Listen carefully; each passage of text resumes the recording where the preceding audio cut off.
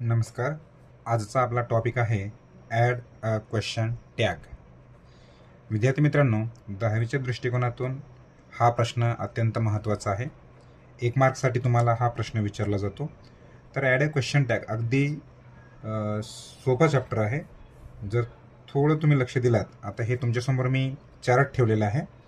हे जर तुम्ही लक्षात ठेवलात तर तुम्हाला 1 मार्क घेण्यासाठी अगदी सोयीस्कर होईल.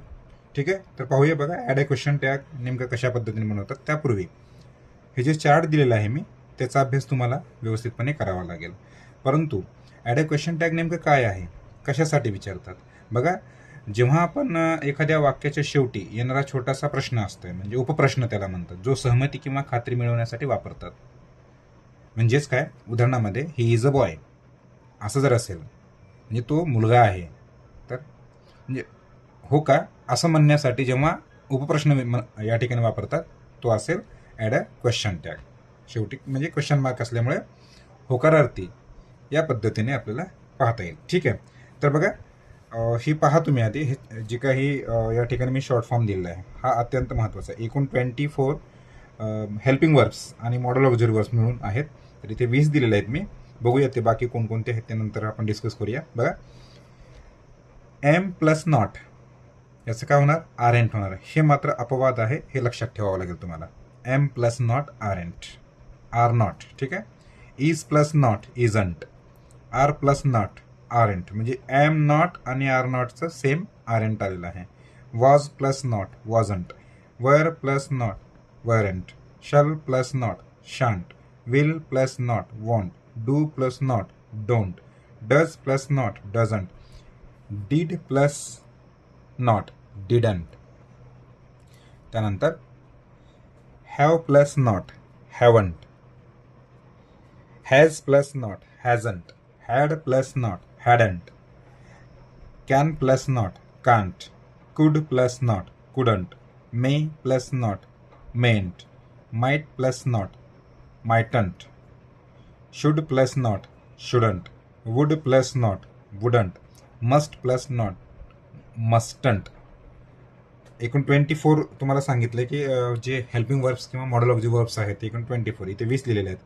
बाकी जे आहेत त्यामध्ये नीड येणार, नीड नॉट नीडंट असं येणार. त्यानंतर राहिलं आहे का याच्यामधून डेअर येणार, डेअरंट. त्याचबरोबर ऑट, OUGST ऑट येणार, ऑटंट. आणि एक कुठलं राहिलं आहे, एक राहिलं आहे यूज्ड टू. येस. तर हे असे एकूण 24 हेल्पिंग वर्ब्स आहेत. हे क्वेश्चन टॅगसाठी खूप अत्यंत महत्त्वाचे आहेत. ठीक आहे. पहा बनवतात कसे आपण हे पाहूया. एक्झाम्पल पहिल्यांदा घेतो आणि त्यानंतर तो एक्झाम्पल पाहिल्याच्या नंतर आपल्याला बनवायचं कशा पद्धतीने थोडक्यात नियम मी सांगणार आहे. ठीक आहे. बघा एक्झाम्पल घेतोय मी. He is a good boy, he is a good boy असा प्रश्न तुम्हाला दिलेला आहे आणि याचा ॲड अ क्वेश्चन टॅग बनवा म्हणतात. त्यावेळेला 10वीच्या दृष्टिकोनातून विचार केल्यास एकतर 4 ऑप्शन्स देतील किंवा बनवा म्हणून देतील. ठीक आहे. ही इज अ गुड बॉय. आता काय करायचं आहे, दिलेल्या वाक्यामध्ये हेल्पिंग वर्ब यापैकी आहे का हे पहा. म्हणजे इज दिसत आहे इथे बघा, इज आहे. इज आता जे म्हटलं ना आपण इज प्लस नॉट इज आहे. ठीक आहे. थोडं लक्षात घेतलात. ही इज अ गुड बॉय. दिलेलं वाक्य जे असतंय ते ॲज इट इज लिहायचं आहे. म्हणजे उत्तरामध्ये काय लिहिणार, हा क्वेश्चन आहे समजा. उत्तरामध्ये काय लिहिणार, ही is a good boy. As it is लिहायचं आहे. त्यानंतर कॉमा द्यायचा. आता काय करायचं आहे, हे दिलेले वाक्य जे आहे त्या वाक्यामध्ये पहिल्यांदा हेल्पिंग वर्ब्स किंवा मॉडल ऑक्झिलरी वर्ब्स यापैकी आहेत का, एखादा शब्द असेल तर तो शब्द ॲज इट इज अगोदर घ्यायचा आहे. परंतु हे लक्षात घ्यायचं. आता समजा आपण घेऊया ही is a good boy, is घेतला आपण इथे, आहे म्हणून घेतलो आपण. ठीक आहे. इज घेतलाय. आता काय करायचं आहे, वाक्य जे जो दिलेला वाक्य आहे तो पॉझिटिव्ह आहे का निगेटिव्ह आहे, म्हणजे होकारार्थी आहे का नकारार्थी आहे हे पाहायचं आहे. ही इज अ गुड बॉय, तो चांगला मुलगा आहे म्हणजे पॉझिटिव्ह आहे. आणि जर वाक्य पॉझिटिव्ह असेल तर ॲड अ क्वेश्चन टॅग बनवताना म्हणजे कॉमा दिल्याच्या नंतर हो का असा शब्द जे विचारतो म्हणजे आपण होकारार्थी देतो त्यानंतर या ठिकाणी हेल्पिंग वर्ब कॉमा दिलं, हेल्पिंग वर्ब घेतलं, हे होकारार्थी असल्यामुळे नकारार्थी बनवायचं आपल्याला. म्हणजे इथं काय दिलं होतं आपण नकारार्थीसाठी मी इथं लिहिलं आहे इज प्लस नॉट इजंट, म्हणजे आपल्याला इजंट असं लिहावं लागेल. इज प्लस नॉट म्हणजे apostrophe n apostrophe t isn't. आता काय करायचं आहे, सुरुवातीला जे दिलेलं जे काही या ठिकाणी नाऊन किंवा प्रोनाऊन असेल तो प्रोनाऊन या ठिकाणी घ्यायचं. इथं जर नाऊन असेल तर प्रोनाऊन्स बनवायचं आहे. ठीक आहे. समजा एखाद्याचं नाव असेल, राहुल असेल, केतन असेल, तर ते केतन म्हटलं की ही म्हणजे तो म्हणजे राहुल, अशा केतन अशा पद्धतीने आपल्याला ही, आता ऑलरेडी ही आहे प्रोनाऊन आहे, मग आपल्याला ही म्हणजे हे कॅपिटल आहे, इथं एच स्मॉल घेतलं आहे आणि शेवटी क्वेश्चन मार्क. हे अशा पद्धतीने आपल्याला वाक्य बनवता येतात. म्हणजे काय एक लक्षात घ्यायचं आहे, जर दिलेलं वाक्य होकारार्थी असेल नकारार्थी बनवा, जर दिलेलं वाक्य नकारार्थी असेल तर होकारार्थी बनवा इथे. ठीक आहे. आता हेच वाक्य आपण काय करू, question he isn't, he is not, he is not, he is not, he is not clever, he is not clever असं दिलंय. आणि याचं उत्तर काय येणार आता, ॲज इट इज वाक्य लिहा, he is not clever, he is not clever दिले, कॉमा द्या इथे. आता वाक्य होकारार्थी आहे का नकारार्थी, साहजिकच आहे नॉट आहे, नकारार्थी आहे, मग आपल्याला होकारार्थी बनवायचं आहे. आता त्याआधी आपल्याला ॲड अ क्वेश्चन टॅग बनवत असताना दिलेल्या वाक्यामध्ये आता जे म्हटलं am is are was were ह्यापैकी जे 24 जे ऑक्झिलरी वर्ब्स आहेत त्यापैकी इज आहे इथे, मग इज पहिल्यांदा घ्या. इज इथे नॉट आहे, आता इजंट होईल का, नाही, ऑलरेडी नॉट आहे, म्हणून आपल्याला होकारार्थी बनवायचं आहे. म्हणजे इथे काय आहे, हे सब्जेक्टच्या ठिकाणी प्रोनाऊन ही आहे, इज ही. समजलं. तर हे अशा पद्धतीने आपल्याला बनवता येते. बघा एक्झाम्पल्स आणखी देतो, तुम्ही पण बनवण्याचा प्रयत्न करा, म्हणजे तुमच्या लक्षात येईल की कशा पद्धतीने हे बनतात. एक्झाम्पल घेऊ आपण. I am a student, I am a student, I am a student असं लिहिलं आहे. बनवा, सिंपल आहे. आय एम अ स्टुडंट काय येईल, कॉमा द्या इथे. दिलेलं वाक्य काय आहे, पॉझिटिव्ह का निगेटिव्ह, पॉझिटिव्ह आहे, मग इथे ॲम आहे, ॲम येणार का, नाही. इथे लक्षात घ्यायचं आहे, सुरुवातीला जे दिलंय तुम्हाला काय, ॲम नॉट असेल तर आरेंट, परत आर नॉट असेल तर आरेंट. ठीक आहे. बघा आता हे लक्षात आलं असेल तुमच्या, आर येणार इथे, बरोबर आहे, आर येणार. परंतु एक लक्षात घ्यायचं आहे, जर आपण आरेंट असं लिहिलं तर इथे काय आहे, आय आहे, मग सब्जेक्टनुसार आपल्याला या ठिकाणी बदल करावा लागेल. ठीक आहे, सब्जेक्टनुसार. मग इथे आरेंट आय, आरेंट आय, अशा पद्धतीने वाक्य बनेल. ठीक आहे.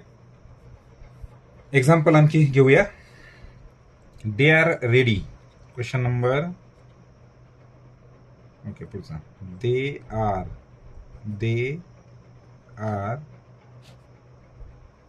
रेडी बनवा, दे रेडी. यालाच मी बनवतो पुढे, कॉमा द्या.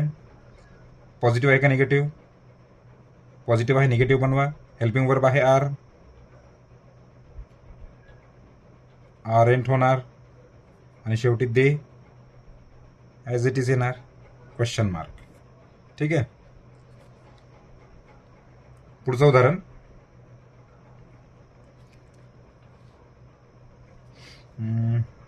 शी does not, she does not,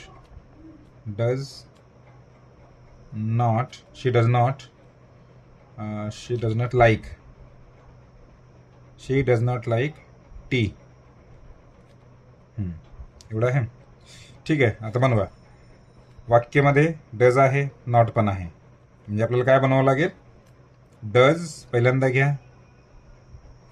positive आहे का निगेटिव्ह, निगेटिव्ह आहे, पॉझिटिव्ह बनवा. डज शी येणार, फक्त नॉट जाणार, डज शी. समजलं? ठीक आहे. उदाहरणं घ्या आणखी. नंतरचं उदाहरण, यू वेंट टू स्कूल. चला बनवा. You went to school.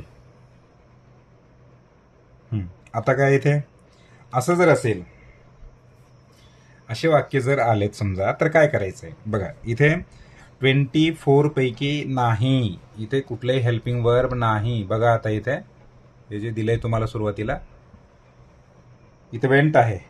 M, is, are, was, will, shall, should, can, could, may, might, do, does, did, have, has, had, not, हे यापैकी कुठलंच नाही. मे, माइट, शुड, नॉट यापैकी नाही. मग इथे काय करावं लागेल आपल्याला बघा. You went to school. इथे वेंट आहे. वेंट काय आहे?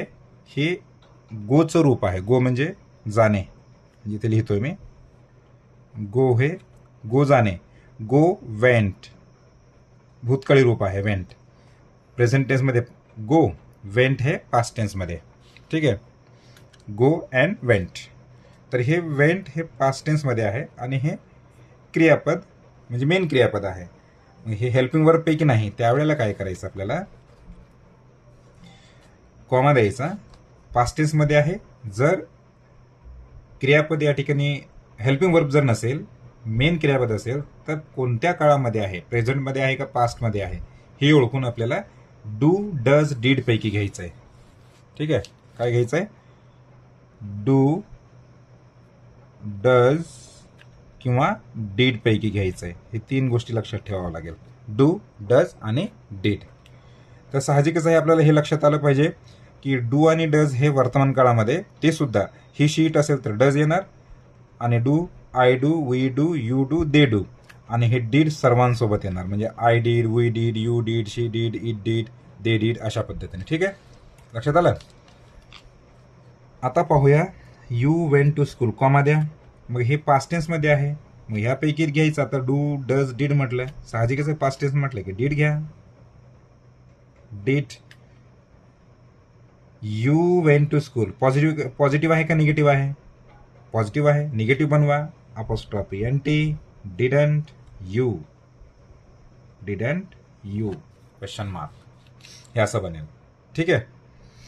आता एखाद्याचं नाव घेऊन बघू आपण. म्हणजे समजा एखाद्याचं नाव जर म्हणजे आलेलं असेल तर काय म्हणजे हे होणार, म्हणजे आपल्याला कशा पद्धतीने बनवता येईल पहा. क्वेश्चन नंबर नंतरचा,